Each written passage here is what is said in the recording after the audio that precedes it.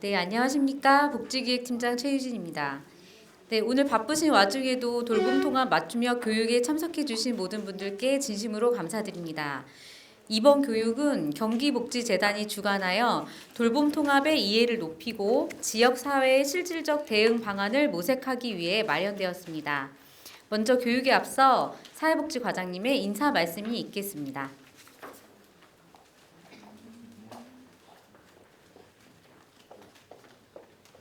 육성을 할게요. 안녕하세요.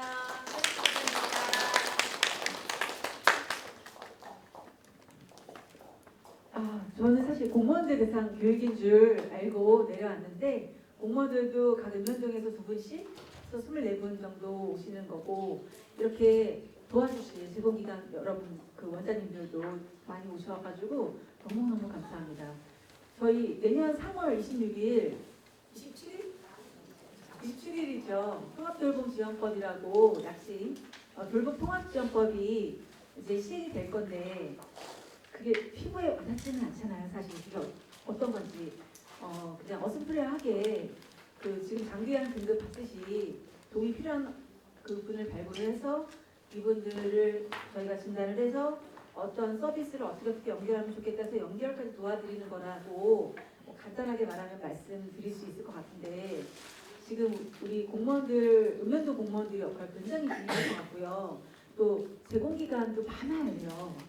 서비스가 없으면 진단만 열심히 하고 아무것도 연결해드릴 수 있는 게 없으면 오히려 민원으로 또 생길 수도 있는 부분이 있어서 이거는 같이 열심히 해야 되는데 양주 씨는 아직 연결할 수 있는 서비스가 아직까지 좀 부족한 것 같아서 열심히 준비해서 내년 3월 시행할 때는 정말 부족함이 없도록 그리고 계속 보완해 나갈 수 있는 그런 시간이 되었으면 좋겠고요. 오늘 이 귀한 시간에 한소정 경기도 돌봄통합지원단 한소정 선생님께서 또 강의해 주실 거고 그다음에 홍하영 부천시 우리보다 지금 몇 년도에 시작하셨죠? 부천시 19년도에 벌써 시범사업으로 그때 커뮤니티 케어 사업으로 먼저 시작이 됐을 건데 시범사업으로 해서 경기도 2군데 안산시하고 부천시 먼저 들어갔는데요. 재정 지원을 받아서 지금 어느 정도 지금 탄탄대로에 올라가 있으신 것 같습니다. 우리한테 꿀팁 많이 알려주실 것 같고요. 그다음에 장미호 국민건강보험공단 안산지사 대리님 역시 안산도 시범사업했던 지역이기 때문에 건강보험공단과 양주시와 그리고 제공기관에서 어떻게 연결을 하면 도움이 많이 될 수 있을지 알 수 있을 것 같아요.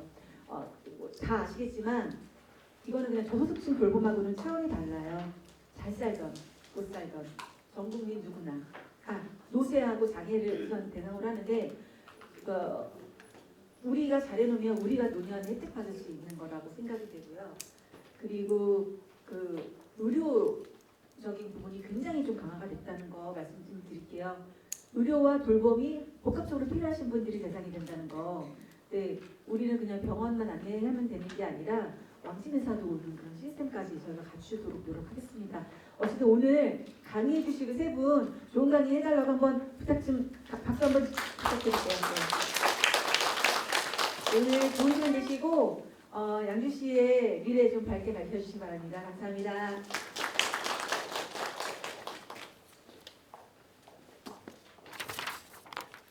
네, 그럼 교육에 앞서 오늘 교육 일정에 대하여 간단하게 말씀드리겠습니다. 오늘 강의는 세 분의 강사님을 모시고 돌봄 통합 지원 이해와 지역 사회 대응, 통합 지원 계획 수립과 실행, 돌봄 통합 지원과 국민건강보험공단의 역할이라는 주제로 진행될 예정입니다. 그럼 지금부터 돌봄 통합 지원 이해와 지역 사회 대응이라는 주제로 첫 번째 강의를 맡아주실 경기도 돌봄 통합 지원단 한소정 연구위원님을 모시겠습니다. 큰 박수 부탁드립니다.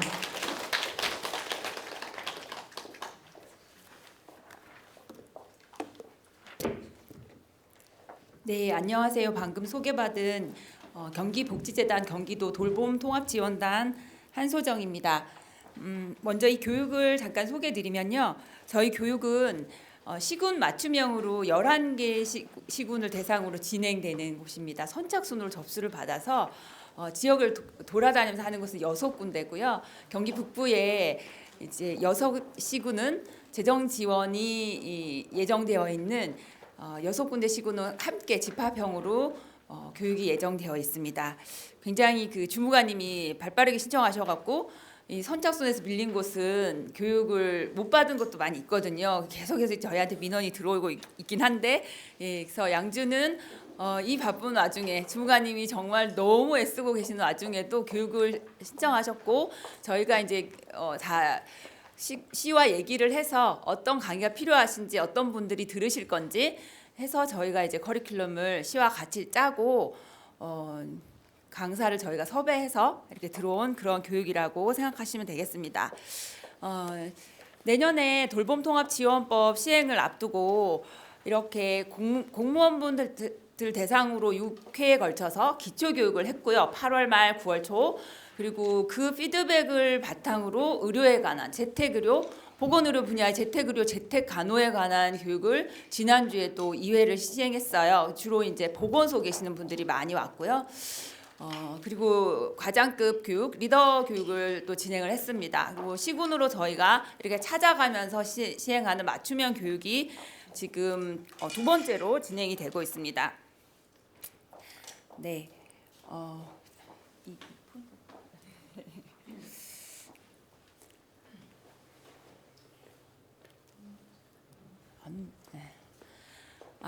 네, 제가 저는 21년부터 안산시에서 하는 지역사회 통합 돌봄 선도 사업의 연구로 합류를 했거든요. 연구를 21년부터 제가 처음 이제 연구원으로 들어가서 했던 일이 그거였는데, 그때 입사한 지 한 달 만에 시에서 요청받은 내용이 뭐였냐면은 민간 기관의 기관장님들을 대상으로 지역사회 통합돌봄 선도 사업이 뭐 하는 건지를 좀 설명해 달라는 거예요. 그래서 저도 그때 잘 몰랐지만 그 부탁을 왜 했을까? 지역사회에서 그때는 복지부의 지원을 받아서 예산이 크게 들어왔죠. 사업을 하는데 민간이 무슨 역할을 해야 되는지 잘 모르고 또 공공에 설명을 했는데 잘 이해가 안 되시는 것 같다. 근데 공공이 말하는 것보다 연구원님이 말해주면 조금 더 잘 믿어주지 않을까요? 뭐 이런 얘기를 했어요. 그래서 제가 민간 기관장님들 대상으로 이렇게 설명을 하는 것부터 저의 일을 시작했던 것 같아요. 입사한 지 한 달 만이었으니까요. 그래서 그렇게 하고 훨씬 더 이 사업에 대해서 이해를 하시자 협력하시는 정도나 아니면 사업에 대해서 기다리시는 정도가 훨씬 좋아졌다는 그런 생각을 했었거든요. 지금 이제 19년부터 부천과 안산은 사업을 시작을 했고 선도 사업과 시범 사업을 거쳐서 지금 올해까지 시범 사업이 마무리가 되거든요. 내년 3월부터는 전국적으로 이 사업을 시행하게 되는데, 그래서 저희가 기초 교육을 하면서 피드백을 받아왔어요. 이 기초 교육은 다 공무원들 대상으로 했거든요. 읍면동, 시군, 보건소 이렇게 교육을 했더니 피드백이 나온 이런 부분이었어요. 사실 공무원들 교육하면 잘 웃지도 않으시고 대답도 잘 안 하시고 네, 굉장히 어렵거든요. 강사의 무덤이라고 하는 공무원 교육에서 질문이 엄청 나왔어요. 그래서 그 질문의 내용들이 주로 이런 거였어요. 그래서 보면서 어떤 내용이었냐 하면 제가 잘 안 보이네. 여기서 보니까 장기요양센터에서 하는 일 역할하고 별반 다르지 않지 않나요? 네, 이거 중복되는 그런 거 아닌가요? 왜 재정을 낭비하나요? 이런 질문. 그다음에 지금도 읍면동은 일이 너무 많아요. 더 이상 뭘 할 여력이 우리는 없어요. 기존의 사례관리자들이 하는 업무하고 겹쳐요. 사례회의도 하는데 통합사례회의도 하는데 통합지원회의도 또 하라고 하면 똑같은 일을 2번 하는 거 아닌가요? 우리 시는 자원이 별로 없어요. 인프라가 없는데 무슨 서비스를 하나요? 그리고 민간에서 이야기는 왜 지금 통합돌봄을 하느라고 들썩들썩 하는데 우리한테는 아무런 얘기도 하지 않나요? 우리하고 왜 같이 하자고 말하지 않나요? 이런 얘기들을 엄청 쏟아내고 계십니다. 이런 대부분의 이야기들을 아마 지금 전담팀에서 받고 계실 거예요. 전담하시는 분이, 공무원분이 이걸 다 이제 받아드시면서 본인도 이거 왜 해야 되지? 어쩌면 그런 질문을 하시면서 이걸 막 진행해 가실지도 모르겠어요. 그래서 저는 제가 좋은 비디오 클립을 하나 발견을 했거든요. 제가 틀어드릴게요. 이게 원래 한 13분짜리인데 1.25배속으로 좀 빨리 갈 거예요. 그래서 한번 되게 중요한 것 같아서 제가 설명하는 것보다 100배 잘하세요. 이 부분이. 들어보세요. 우리의 고령화를 위해 모아놓은 돈이 거의 없다. 이게 팩트입니다. 우리나라가 고령화로 급속도로 진입하기 때문에 의료 수요가 늘어나는데 누가 그 돈을 감당할 것인가. 돈 있는 사람은 살고 돈 없으면 죽는 전쟁이죠. 여러분이 돈 많이 내야 돼요. 그러니까 일본이 선택한 건 각자 도생입니다. 특히 죽음이 내 임종이 임박했다. 그러면 다 집으로 보낸다. 왜? 병원에 입원시키는 것 자체가 돈이 드니까.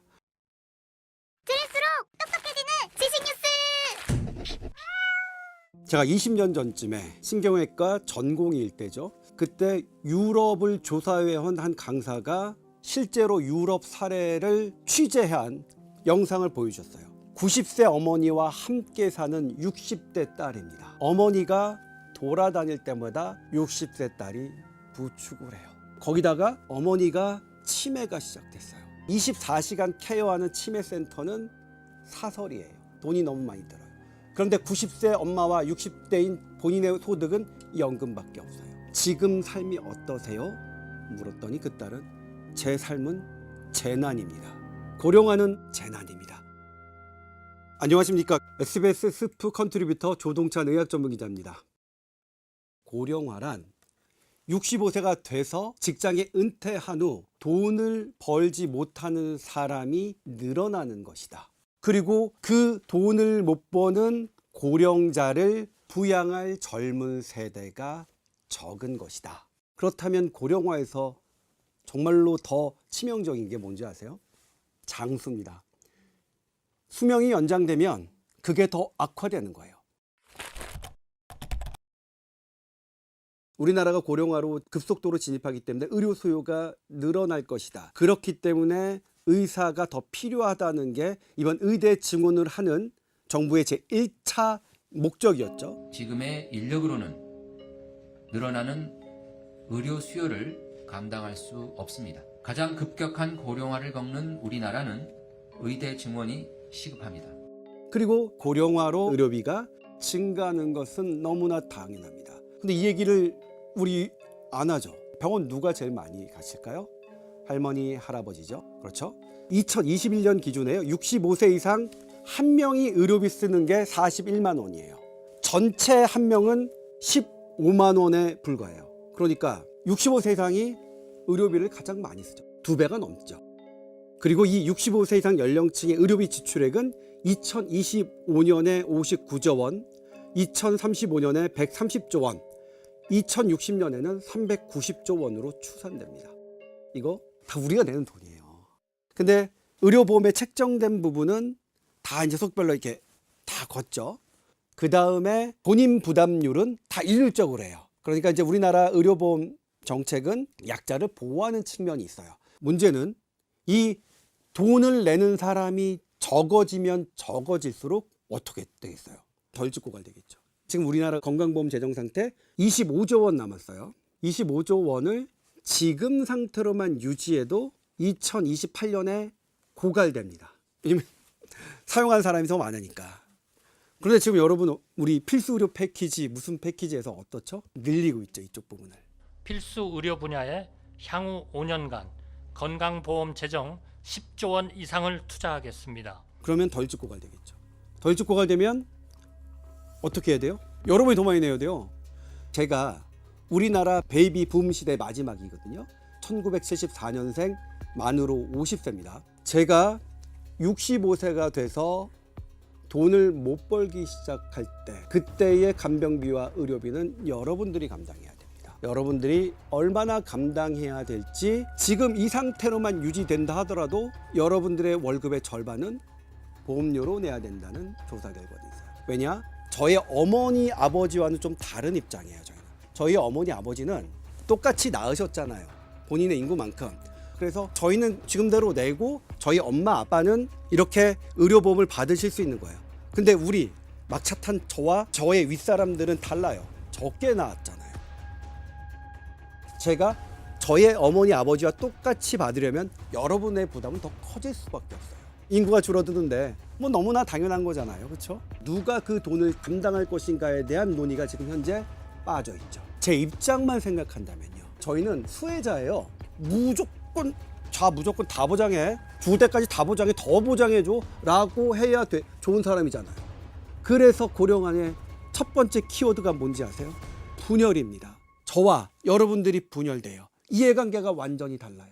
저는 돈을 못 버는 상태에서 여러분들이 내는 돈으로 이게 얹혀 살아야 되는데 여러분들은 부담이 큰 거야. 뭐야, 니네 더 내줘. 우리 때는 원래 다 그런 거야. 니네도 니네 밑에 애들에게 해. 그러는 거고 여러분들의 입장에서는 다르잖아요. 여러분들이 결정해야 돼요. 이거. 두 번째 키워드가 뭔지 아세요? 소멸이고요. 예를 들면 유럽이 지금 경제적으로 되게 위기인 건 아시죠? 그래서 유능한 젊은이들이 세금을 덜 내는 쪽으로 떠난대요. 내가 독일 사는데 내 월급의 절반을 떼어가요. 의료비와 무슨 뭐 연금 이런 걸로. 근데 저쪽 보니까 덜 떼가네? 그럼 옮기겠죠. 그건 너무나 당연한 거 아니겠어요? 여러분들에게도 여러분들의 월급의 절반 혹은 그 이상이 우리가 감당해야 될 의료비와 연금으로 걷어간다면 여러분들 대한민국에 살까요? 그래서 저는 뭐냐면 이런 생각했어요. 왜 아이를 안 낳을까 젊은이들이? 유럽 보고서에 이런 문구가 있더라고요.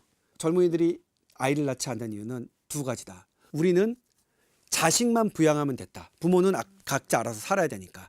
근데 우리 자식들은 자식도 부양하고 부모도 부양하는 이 두 가지를 함께 해야 되는 것을 알기 때문에 안 낳는 거다. 이 이중고를 면하기 위해서 하나만 선택하자. 부모까지 부양하고 딱 나까지만. 이런 겁니다. 그럼 고령화는 세계적 추세인데 네. 먼저 겪은 선진국들은 어떻게 대처를 하고 있을까요? 다른 나라 어떻게 하느냐? 이웃 나라 일본 볼까요? 일본이 고령화 사회로 진입한 게 가장 빨라요. 원래 일본은 노인들의 그 의료보험 본인 부담금이 0%였어요. 그들도 처음에 부푼 꿈을 안고 있었죠. 고령화되면 의료적 수요 되게 늘어나니까 병원 많이 지어. 의료인 많이 필요하니까 많이 뽑아. 그 다음에 우리가 부담스러우니까 이런 적용들 팍팍팍 해. 그런데 하자마자 바로 돈이 확 떨어지는 돈의 문제에 부딪혔어요. 일본 미쯔비시 종합연구소가 연구를 했어요. 2040년 일본 의료비와 간병비가 2023년보다 63% 증가한 89조 엔. 그런데 이때 세금 등으로 조달할 수 있는 건 최대 66조 엔. 그러니까 해마다 200조 원이 넘는 적자가 의료비와 간병비로 발생하는 겁니다. 200조 적자면 어떻게 해야 돼요? 딱 두 가지예요. 본인이 감당하거나 그걸 셀프 케어라고 하고요. 좀 더 현실적으로 하면 각자 도생입니다. 아니면 두 번째, 2040년에 20세에서 65세 돈을 버는 젊은이들이 부담을 해야 되죠. 간병비와 의료비로만 부담해야 될 게 1인당 해마다 400만 원이 넘을 것이라고 추산했습니다. 그러다 그게 너무 문제가 되니까 일본이 선택한 건 각자 도생입니다. 75세 이상의 의료비 본인 부담금 20%를 올렸고 최대 140만 원까지 해마다 더 내는 법안이 통과됐어요. 거기다가 일본의 고령화를 위해 준비했던 병실들은 다 문을 닫고 다 집으로 보낸다. 왜? 병원에 입원시키는 것 자체가 돈이 드니까. 걸을 수만 있으면 다 집에 보내고 그리고 어떻게 하느냐? 가까운 편의점에서 그냥 약 처방해서 스스로를 견뎌내게, 스스로를 치료하게 해요. 일본은 노인 요양시설의 본인 부담금이 한 달에 한 50% 정도 된다고 쓰여 있어요. 그러니까 한 달에 비급여 비용으로 227만 원, 25만 엔을 부담해야 된다. 그런데 좀 더 좋은 곳 있잖아요. 좀 더 좋은 곳은 한 달에 50만 엔, 454만 원 정도를 내야 해서 일본인은 들어갈 엄두조차 내지 못한다. 그리고 노인 요양시설에 90일이 지나면 퇴원을 강요받는다고 합니다. 제가 그래서 일본 전문가에게 물었습니다. 이 말 사실입니까? 네, 그렇습니다. 그리고 더 충격적인 것은 내 죽음이 임박했다. 임종이 갖고 와서 막 한다. 그러면 집에 보낸다고 합니다. 왜? 당신의 죽는 순간, 이런 위태로운 순간을 우리는 케어할 여력이 안 되니 집으로 돌아가셔서 각자 도생하십시오라는 게 벌어지는 거죠. 지금 우리나라는 위중하면 중환자실로 가죠. 그런데 일본은 중환자실이 아니라 어디로? 집으로 간다. 왜? 돈 때문에. 이게 무슨 뜻이냐면요. 재난적 상황에서는 경제적인 차이가 훨씬 더 극명하게 드러납니다. 전쟁에서 그렇잖아요. 돈 있는 사람은 살고 돈 없으면 죽는 게 전쟁이죠. 일본은 우리나라보다 훨씬 더 잘 사는 나라죠. 먼저 대비한 나라인데도 이렇게 됐습니다.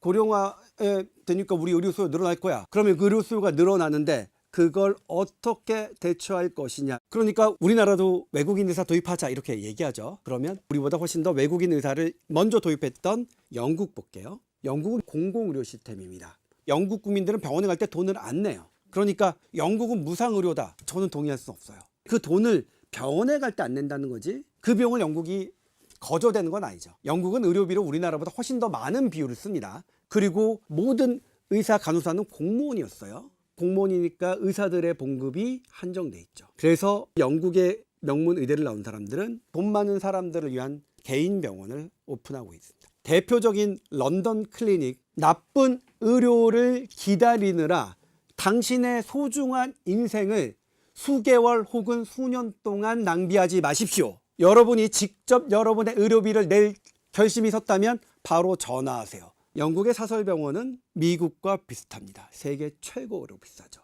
영국의 공공의료 시스템이 무너진 건 이미 오래됐어요. 그래서 영국 내셔널 헬스 시스템은 의사를 수입하고 있어요. 2021년 기준 신규로 등록하는 의사의 외국인 비율이 62.4%입니다. 그런데 1위가 인도고요. 2위가 파키스탄, 3위 이집트, 4위 나이지리아, 5위 수단입니다. 이게 무슨 뜻이냐면요. 보건 후진국의 의사를 수입합니다. 이 보건 후진국에서 의사를 수입하는 것은 윤리적으로 문제가 있어요. 영국 고령화로 의사 부족한 건 맞죠. 그런데 나이지리아, 수단은 더 의사가 부족합니다. 나이지리아 국민들은 어떡하라고요? 그런 세계적인 비판에도 불구하고 그건 난 모르겠고 수입할 거야. 그래서 62.4% 수입한 거예요. 왜요? 돈 때문입니다. 영국은 의대생서부터 전공의 과정까지 모든 걸 영국 정부가 다 내요. 그런데 영국의 자체 의과대학을 나온 의사들은 매년 10% 외국으로 빠져나간다. 그리고 이 전망은 30%까지 빠져나갈 것 같다. 그들을 붙잡으려면 돈이 많이 든다. 하지만 외국의 전문의들 딱 들어왔더니 전공의 비용보다도 안 들어. 싼 거야. 또 하나가 있어요. 영국 공공의료 시스템에서 근무했던 의사들이 임금 올려달라고 막 파업 많이 했거든요. 외국인 의사를 많이 들여놨더니 이 파업하는 힘 되게 약하게 할 수 있었어. 영국은 뭐냐면 비용을 줄이는 방향으로 하고 있습니다. 이 상황에서 우리나라는 외국인 의사 도입하면 미국, 독일 의사, 영국 의사 올 거라고 생각하고 있었죠. 아니라는 거예요. 우리는 영국처럼 외국인 의사를 도입할 여건도 안 돼요. 왜냐하면 이 나라들은 영국이 식민지로 했던 나라서 영어는 돼요. 그러니까 그들을 영국 의사로 이게 교육시키는데 큰 돈은 안 들어요. 그래도 15년간 15조 원이 넘어요. 우리는 돈이 더 들어요. 우리는 고령화 의료 대책을 낭만적으로만 얘기해왔습니다. 국가 간병 책임제, 국가 치매 책임제, 외국인 의사 도입하자. 낭만적인 얘기죠. 현실적으로 그러니까 똑바로 이게 아셔야 된다고요. 돈을 못 버는 노인은 늘어나고 돈을 버는 젊은이는 줄어든다는 것은 피할 수 없는 팩트입니다. 우리의 고령화를 위해 모아놓은 돈이 거의 없다. 이게 팩트입니다. 재정이 언제 고갈될까요 말까요? 이게 아니라 우리 지금 없어요. 없어요. 그래서 우리는 지금 줄여야 한다. 젊은이들에게 막대한 돈을 부담시키지 않으려면 우리나라의 모든 의료비는 줄여야 됩니다. 특히 노인 관련 의료비는 더 보장성을 줄여야 한다고 생각합니다. 그런데 안 돼, 싫어. 내가 그동안 내었던 게 있는데 저항할 거예요. 스스로 줄이지 못하면 강제적으로 줄임을 당하게 될 수밖에 없습니다. 50대 이상인 우리 세대에게 얘기하고 싶은 게 이겁니다. 이건 우리의 자식의 일생이 걸린 거잖아요. 그러면 우리가 해야 될 일은 무엇인지 우리 다시 냉정하게 생각해야 될 것 같아요. 고령화는 낭만이 아니라 재난입니다. 오늘의 교양일을 부탁해는 여기까지입니다. 고맙습니다. 네, 우리가 지역사회 통합 돌봄 통합 지원을 해야 할 이유의 100%가 여기 있다고 생각하진 않아요. 그런데 굉장히 큰 이유가 여러분들이 보신 이 비디오 클립에 담겨 있다고 생각합니다.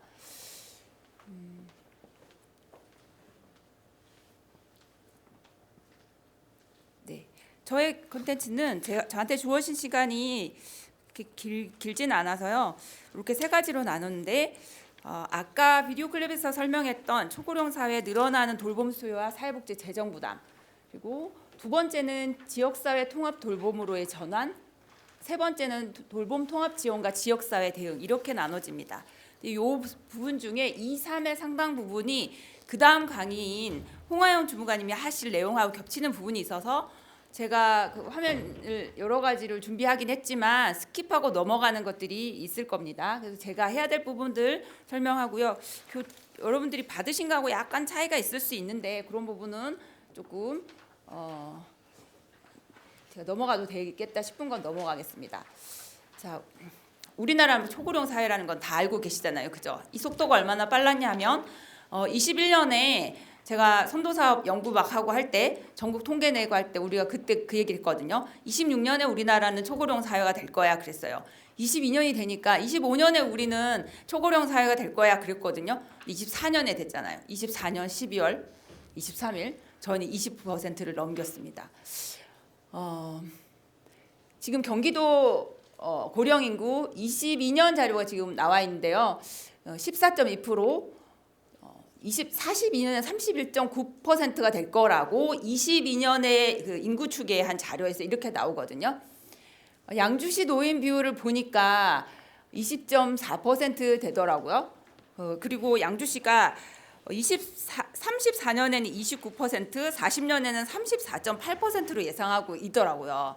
제가 양주시를 저 자료를 보다가 양주시 최근 자료를 찾다가 24년에 양주시가 낸 인구 추계 자료를 봤어요. 그래서 지금 기준이 이제 다른 데는 42년으로 돼 있는데 양주시 40년으로 잡혀 있는 이유가 양주시 추계 자료이고요. 22년에 경기도에서 낸 자료보다 양주시가 작년에 추계한 이 자료가 2% 노인 비율이 더 높습니다. 22년에 잡았을 때 32%였거든요. 이만큼 급속도로 노령화는 진행되고 있습니다. 지금 현재 65세 노인의 기대 수명은 86세. 그보다 훨씬 젊은 여러분들이 사시는 수명은 더 많아져서 정말 누군가는 말하는 재수 없으면 100세까지 산다는 그걸 우리가 살아내야 할지도 모르겠습니다. 그래서 노인 연령 그 상향에 대한 사회적인 논의가 시작이 되었죠. 그러면서 요즘에는 대학교 지금 얼마 전까지 대학 입시 수시 이렇게 보고했는데 사회복지학과의 수시에는 그런 토론 학생들한테 면접 시험 보면서 그러고 물었다고 해요. 연령을 상향하는 거에 대해서는 어떻게 생각하냐.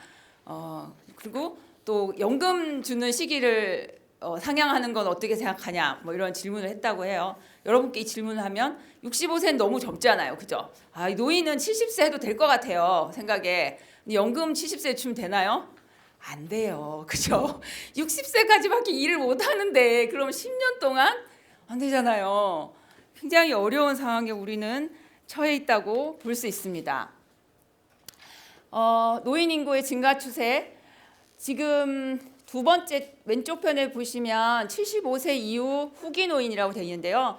이 75세를 기준으로 하는 이유는 우리도 느끼는 것처럼 65세는 그닥 노인이라고 느껴지지 않아요. 건강해 여전히. 한 75세 기점으로 해서 건강이나 인지나 사회적인 특성에서 뚜렷한 변화가 나타나는 시기라고 해요. 그래서 이 75세 이상의 노인 인구의 증가가 직접적인 의료비나 의료비 지출과 돌봄의 수요하고 연결이 된다고 그렇게 보고 있습니다.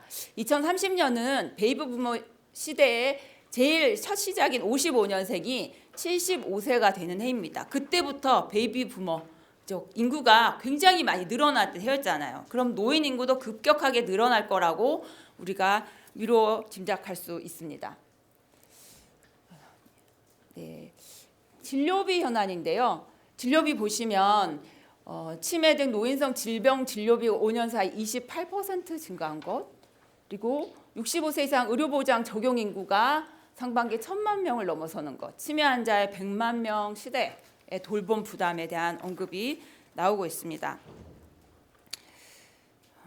진료비 급증과에 따른 사회 경제적 비용 급증의 전망에 대해서 이렇게 표현하고 있는데요. 22년 기준 이제 35년까지 이렇게 입원 일수는 45.3%가 증가하고 매래 방문 일수는 12.8%가 증가할 거다. 앞에 이 내용은 비디오 클립에서 얘기했던 내용들을 조금 더 하나하나 조금 씹어보는 의미가 있고요. 비디오 클립에서는 또 설명하고 있는 내용인데요. 우리나라 노인 장기요양보험 재정수지 누적 준비금 추이를 보시면 26년이 되면 이게 적자로 전환이 된다고 해요. 그리고 지금 예측하기에는 31년에 되면 누적 준비금이 완전히 소갈될 것이라고 그렇게 고갈될 것이라고 전망을 하고 있습니다.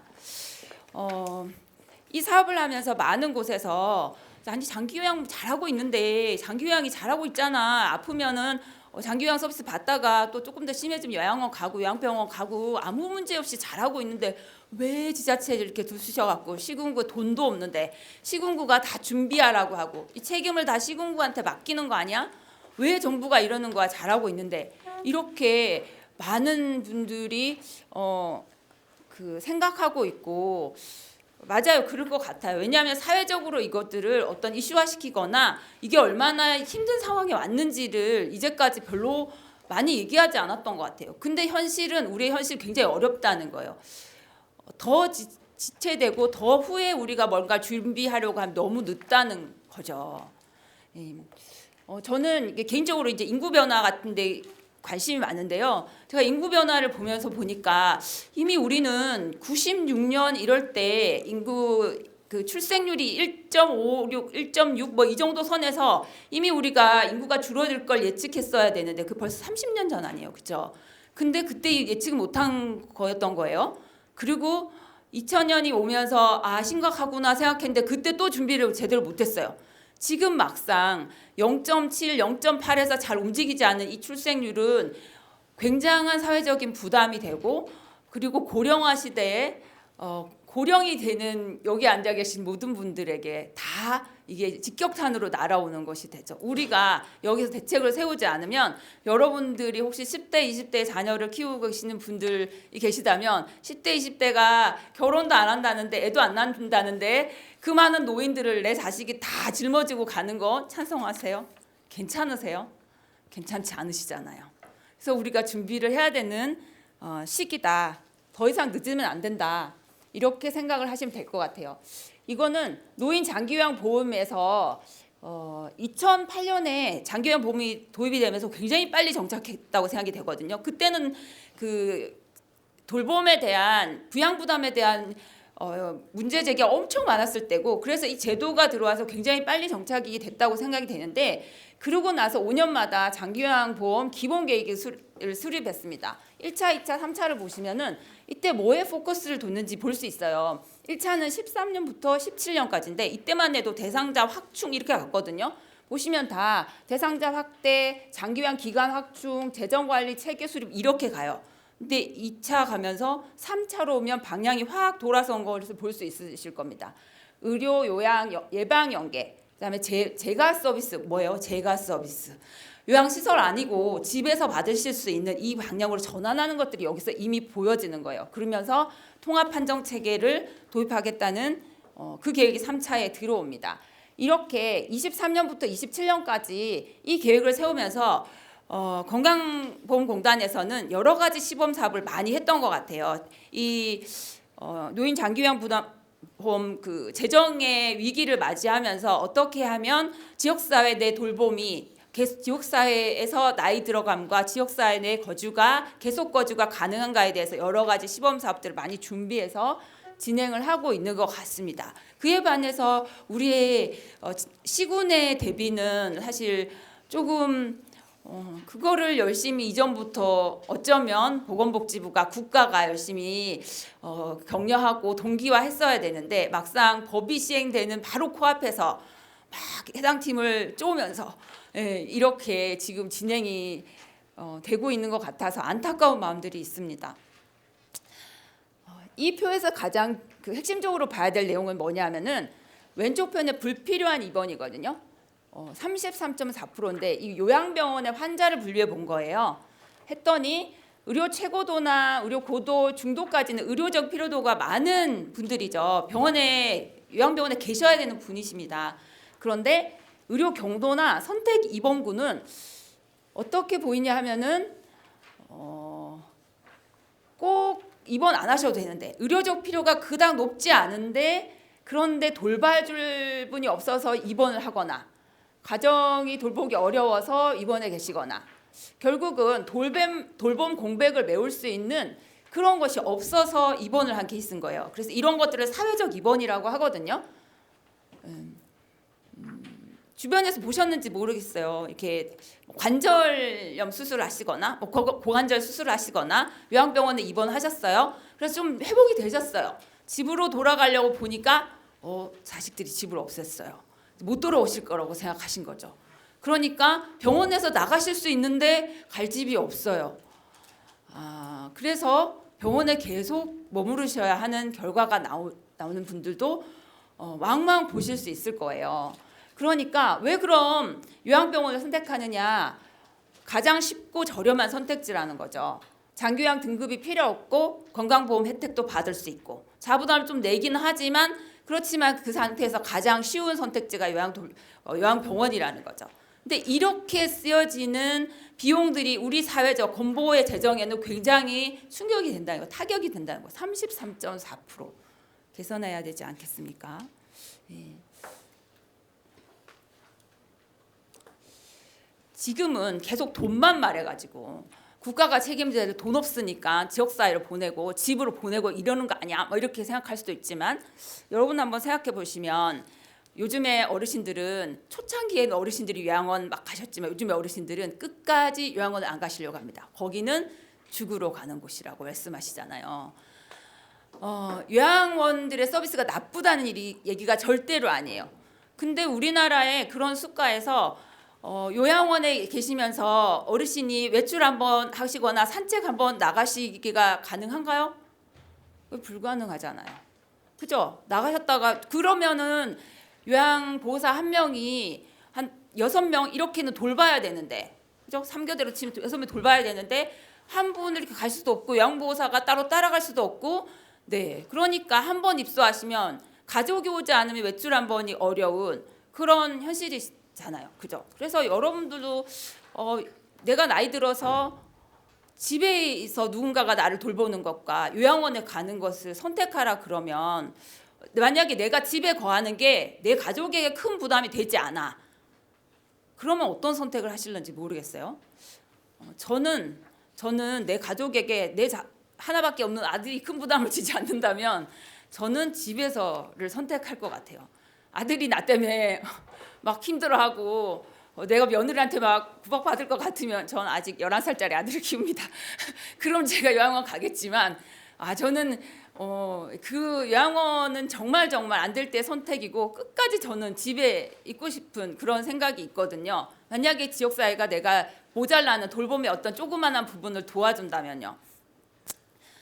최근의 조사예요. 최근에 물어봤더니 노후 돌봄이 필요한 상황이에요. 어디에 거주하고 싶냐고 물어봤더니 살고 있던 집에서라고 답하신 분이 47%. 내가 살던 지역에서 돌봄 받기 쉬운 집으로 이전해서 살고 싶다고 말씀하신 분이 32%예요. 나머지 7%를 차지하는 비율은 뭐 노인복지주택 같은 실버주택, 사설 실버주택 같은 것이죠. 그런 형태나 아니면 친척이나 자녀들 가까운 곳, 혹은 뭐 7%가 또 요양원으로 가겠다, 이렇게 답변을 하셨고요. 그러면 노후에는 어떤 주거단지에서 거주하고 싶으신가요? 물어봤더니 59%가 다양한 연령이 함께 거주하는 그런 환경에 살고 싶다고 말씀하셨어요. 노인 전용 주거단지는 28%.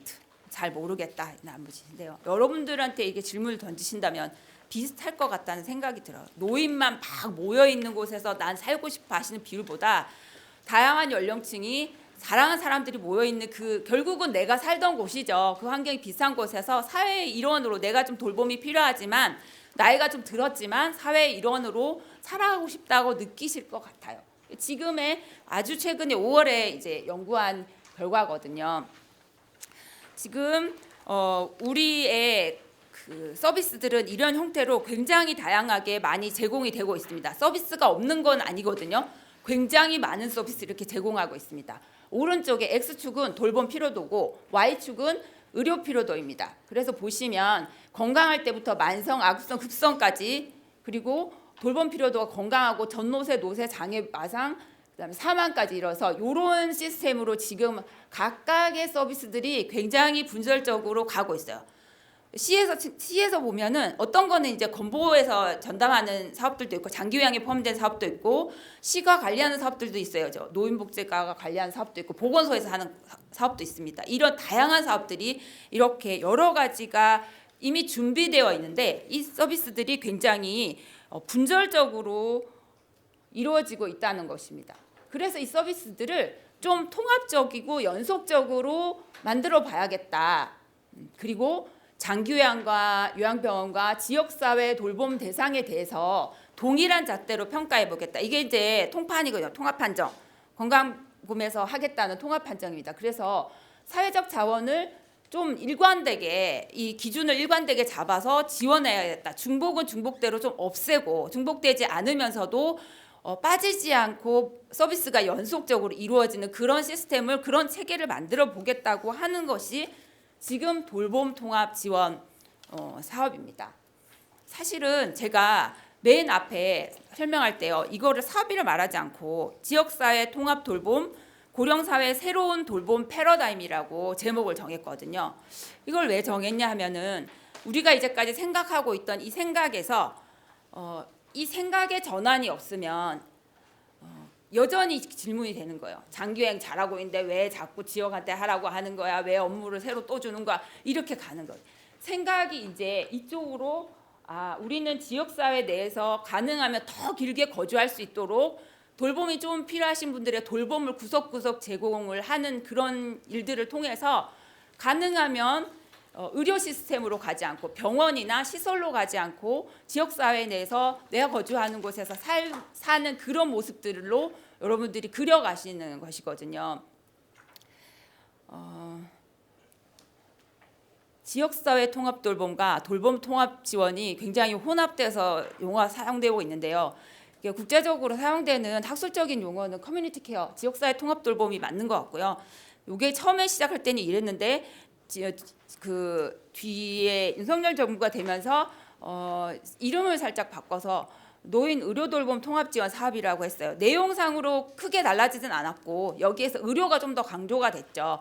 지금 돌봄 통합 지원도 마찬가지입니다. 큰 틀에서 지역사회 통합 돌봄의 그 맥락과 같다고 생각이 되고요. 두 용어가 혼재되어서 쓰는 건 우리의 사업명과 실제로 그것이 가진 의의를 그 학술적인 용어의 정의나 이런 것들 때문에 두 개가 혼재돼서 쓰여지고 있다고 이해하시면 될 것 같습니다.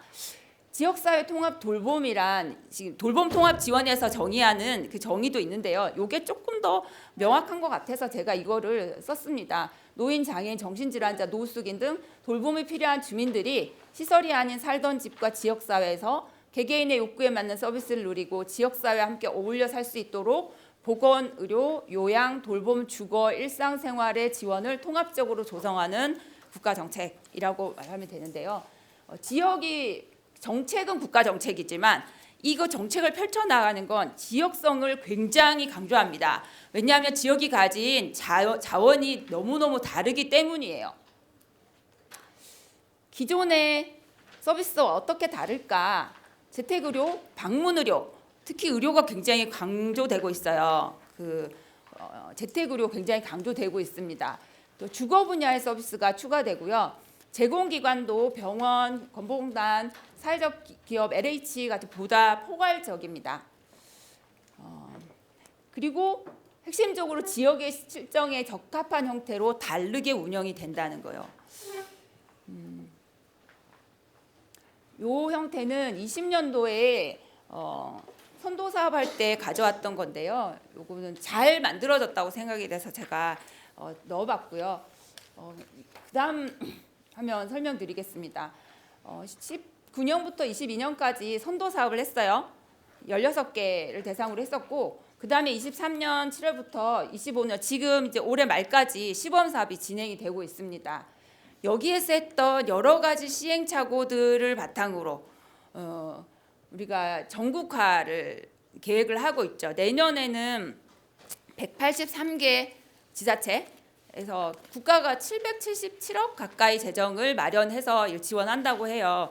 안타깝게도 양주는 지원 시군에서 빠졌더라고요. 40몇 개가 빠지는데 경기도에서는 9개밖에 지원을 못 받거든요. 이게 노인 인구와 재정 자립도를 기반으로 이렇게 했다고 해요. 그래서 양주는 못 받게 돼서 아마 시에서는 어떻게 사업을 구성해야 될지 고민이 굉장히 많으실 거라고 생각이 됩니다. 이런 지역사회 통합 돌봄의 흐름은 단순히 우리나라만 하는 게 아니에요. WHO가 21년부터 30년까지 건강노화 10년 계획을 세웠는데요. 여기에 이 내용이 같이 들어갑니다. 노인 친화 환경, 연령 차별 해소. 아까 비디오 클립에서 봤던 걸 생각하시면 노인들이 살기 좋은 환경, 그리고 연령 차별, 이제 분열 이런 말을 했잖아요. 그죠? 이런 얘기들을 해소하는 것과 세 번째는 통합 케어예요. 이 통합 케어가 통합 돌봄하고 맥락을 같이 한다고 보시면 됩니다. 그리고 더 좀 지역사회에서 좀 더 살기 어려우셨을 때 장기요양, 이런 이유를 갖고 있고요. 이거는 앞에 통합 케어의 이 부분 빨간색 동그라미 친 이 부분에 대해서 어떻게 실행할 것인가에 대해서 WHO가 이 패러다임을 전환할 수 있는 원칙들을 제안한 거거든요. 사람 중심으로 하겠다, 통합되어서 하겠다, 포괄적인 서비스를 가지고 하겠다, 지역사회 기반으로 하겠다, 그리고 연속적인 서비스를 제공하겠다라는 기본적인 원칙을 가지고 있습니다. 그러니까 이 지역사회 통합 돌봄으로의 전환은 단순히 우리가 지금 하는 것은 아니고 전 세계적으로 고령화에 있는 세계의 거의 많은 나라들은 이렇게 갈 수밖에 없는 현실이라는 것들을 아마 우리한테 제시하는 것 같습니다.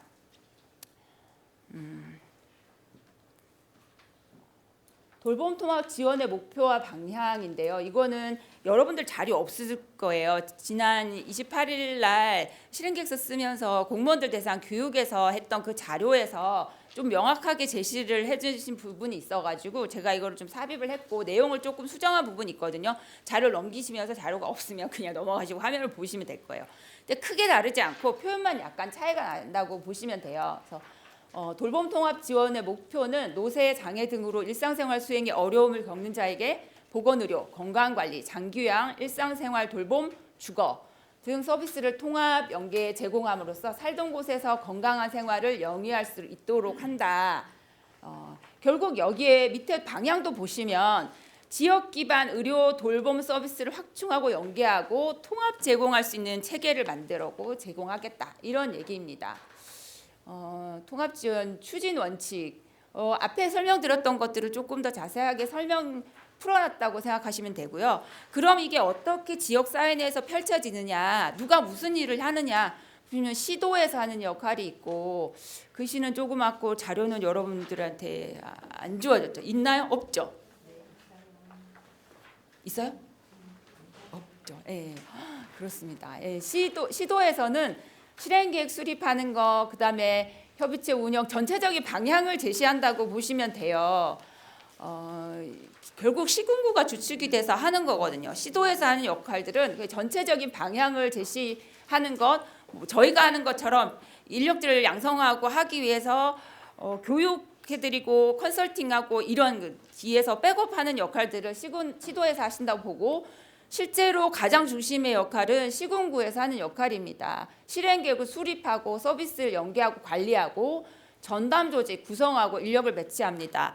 양주시에도 한 명의 전담 인력이 배치되어 있거든요. 이 내년에는 팀으로 구성이 됩니다. 통합돌봄 팀이 될 거고요. 시에 따라서는 통합돌봄과로 만들어져서 과에서 여러 팀들이 같이 움직이는 그런 형태로도 갑니다. 통합돌봄 안내 대상자 접수, 지자체 조사, 돌봄 피로도 종합 판정, 실행계획 수립 참여, 이런 거 시군구에서 하고요.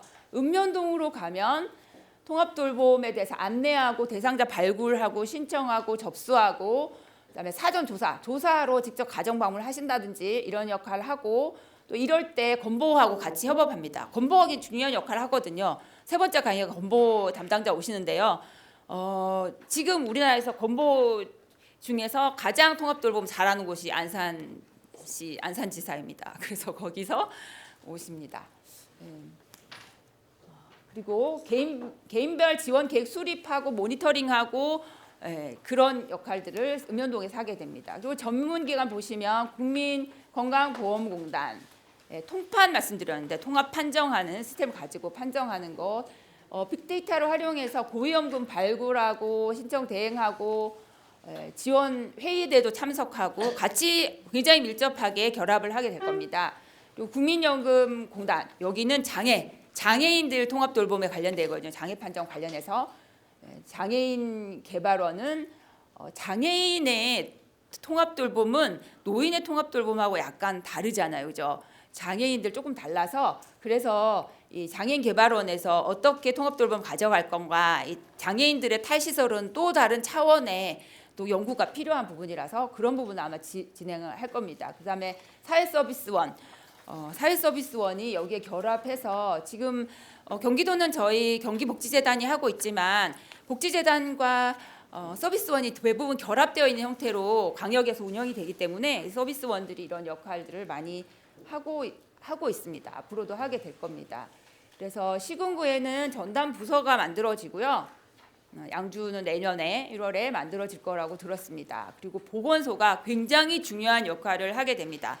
보건소가 아주 중심적인 역할을 가지면 재택의료라든지 방문의료라든지 이런 것에 주축이 되어가서 이제까지 돌봄에 물론 컨트롤타워가 복지 쪽이 되긴 하겠지만 거기에 단지 돕는 역할으로서 보건소였다면 지금은 어떤 면에서 컨트롤타워가 복지를 할지라도 굉장히 큰 주축으로서 보건소가 적극적으로 그 역할을 해줘야 되거든요. 그래서 의료가 중요한 역할을 한다고 그랬잖아요. 그래서 보건소의 연계가 강화되고 역할이 굉장히 강화됩니다. 그다음에 그래서 보건소 협업이 제시가 되고 있습니다. 그럼 돌봄 통합 지원의 대상은 누구냐? 지금 우리가 다 하고 있던 그분들 서비스 하는 거 아니에요? 중복하는 거 아니에요? 이런 질문들이 나올 수 있는데요. 보시면 지금 제시되고 있는 대상들은 65세 이상 노인, 장기요양 재가급여자, 급성기 요양병원 등 의료기관 퇴원한 자, 요양시설 등 퇴소자, 맞춤 돌봄 서비스 중점군, 장기요양 등급 판정 대기자 및 등급 외자, 그다음에 고령 장애인 이렇게 제시가 됩니다. 장기요양에서 서비스 다 받는 분들 또 서비스 드리는 건가요? 그렇게 질문하신다면 서비스의 종류가 달라질 겁니다. 아마 장기요양에서 그 요양보호사 선생님 오셔가지고 받는 서비스 외에 어떤 서비스가 필요하면 그런 서비스를 갈 것이고요. 똑같은 서비스가 같이 나가는 그런 일은 지양되어야겠죠. 그렇게 되지는 않을 겁니다. 그러니까 서비스의 중복을 최대한 막기 위해서 이 많은 체계들이 같이 전문기관들이 어울려서 같이 회의를 하고 판정회의를 하고 결정을 하고 서비스를 가고 이런 형태가 될 거라고 생각하시면 됩니다. 그다음에 밑에 보시면 장애인도 포함이 되긴 하거든요. 그래서 65세 미만 심한 장애인 중에 돌봄 통합 돌봄이 필요하신 분, 그 외 이제 지역에서 인정할 만한 그런 상황에 있으신 분들을 지원하게 됩니다. 저기 주어진 시간이 거의 다 가서 다른 내용들은 이런 내용들은 뒤에 아마 주무관님 자세히 설명해 주실 것 같아요. 그래서 제 뒷 강의에서 들으시고요. 통합돌봄은 이전에 국가가 장기요양 중심으로 시설 중심으로 대규모로 서비스가 갔다. 그리고 서비스 제공자들이 돌봄의 시장화라고 하는데요. 개인 운영자들이 굉장히 많이 참여해서 이 서비스를 했다라고 친다면 이 지역사회 통합 돌봄은 시군에서 각자의 특색을 가지고 이것을 펼쳐나가고 소그룹 공동체가 더 강조되고요. 돌봄의 공공성이 강조됩니다. 그렇다고 해서 요양원에 가셔야 될 분을 요양원에 계셔야 되는데 억지로 지역사회에서 전혀 기능이 안 되시는 분들 지역사회 사셔라 이런 차원이 아니고요. 설명 이제까지 들은 것처럼 요양원에 안 가셔도 되는데 요양병원에 안 가셔도 되는데 지역사회에서 조금만 돌봄을 좀 서포트 해드리면 가정에서 사실 수 있는데 병원에서 가셔야 된다든지 이런 분들을 대상으로 한다는 거거든요. 그래서 요양원에서는 되게 어떤 면에서 좀 염려하시고 걱정하시는 그런 분도 많다고 제가 들었거든요. 그래서 그런 염려는 안 하셔도 될 것 같고 대신에 전체적인 국가의 방향이 지역사회 돌봄, 지역사회 내 계속 거주가 더 강조되고 있다.